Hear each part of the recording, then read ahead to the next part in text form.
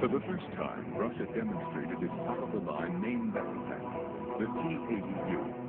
Its secrets were revealed in unprecedented detail, although it first entered service only a few years before.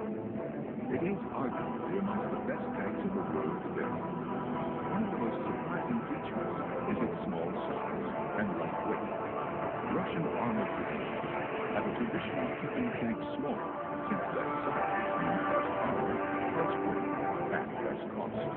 So while the American A-10 weighs in at over 65 pounds, the Russian T-80 weighs in at only about 35 pounds.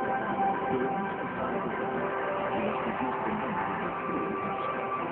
On Russian models, the crew numbers are anything more. They are mechanical.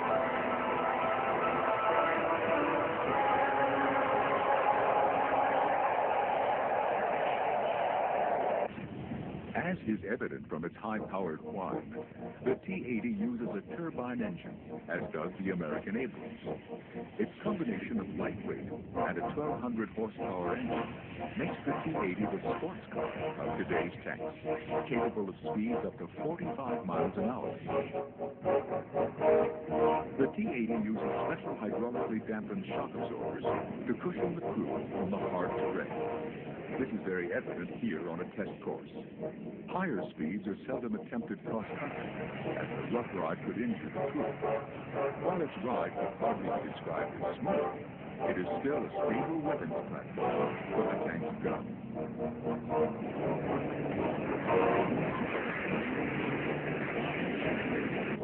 Here, the T-80 demonstrates its ability to cross the roughest terrain. One of the hardest obstacles for a tank to surmount is a vertical wall, like this one.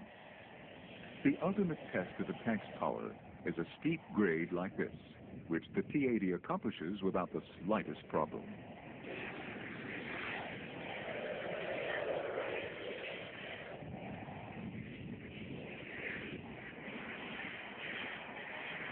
In terms of firepower, the Russian T-80 is in the same league as its best Western counterparts.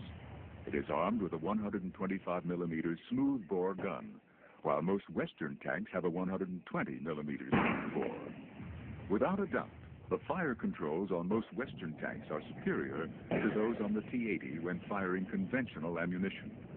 Instead of incorporating an expensive electronic fire control system in the tank, the Russian designers have given the T-80 a unique missile armament system. It fires a guided missile called the Reflex, which has pinpoint accuracy, even at a range of 3.5 miles. If you pay close attention, you will see the tracer at the back of the Reflex missile as it speeds its way to the target.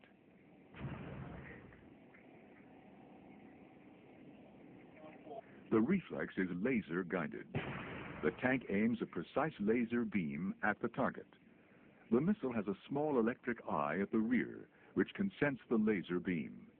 If the missile moves away from the beam, a small computer in the missile activates tiny rockets on its side, steering it back into the target. The result? Pinpoint accuracy. Protection is vital on today's deadly battlefields, and the Russian T-80 is amongst the best protected tanks in the world. It has a thick layer of laminate armor similar to that on current Western tanks. In addition, it has a layer of reactive armor to provide even more protection. On the roof of the tank is a special reactive armor designed to defend against the most modern top attack missiles. This combination is all but impregnable to most battlefield weapons. Given the advances in missile technology, armor alone, no matter how thick, is simply not enough. The devices on either side of the gun are the Stora electro-optical dampers. These emit a modulated beam of infrared energy that confuses the missile's guidance system, making the anti-tank missiles go haywire.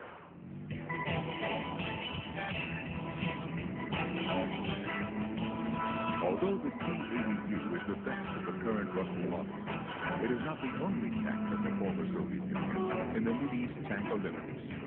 For many years, the city of Kharkov in the Ukraine was the center of Soviet armor development. The Kharkov plant designed the world-famous T-34, one of the best tanks of the Second World War. It also designed many of the best Soviet tanks of the 1950s and 1960s. Now, an independent republic separate from Russia, Ukraine is attempting to continue this long armored position. Its latest design, the T-84, is nicknamed the Super Tank.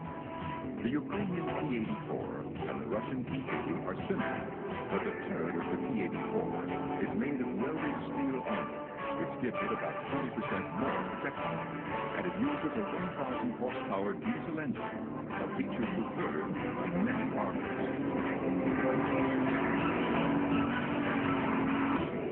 The most common Russian tank in service around the world today is the T-72. If the T-80 is considered a sports car, the T-72 is the economy car. It was designed to be cheap but effective. To keep pace with rapid changes in tank technology, many countries are trying to upgrade the T-72 with advanced fire controls, reactive armor, and other improvements. There's no better example than the T-72 Moderna. This model is a unique example of cooperation between the former Warsaw Pact and NATO countries. The tank itself is made in the Slovak Republic, formerly part of Czechoslovakia. Its reactive armor is made in the Czech Republic. Its advanced fire controls are made in Belgium, along the home of NATO headquarters, and its 20mm anti-aircraft guns housed in Switzerland. Such cooperative programs are becoming increasingly common. But as powerful as the modern tank has become, it still needs the support of other combat arms on today's high-tech battlefield.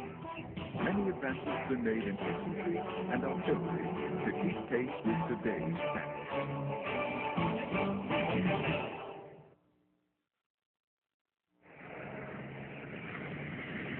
If the tank is the sharp edge of the sword in modern land combat,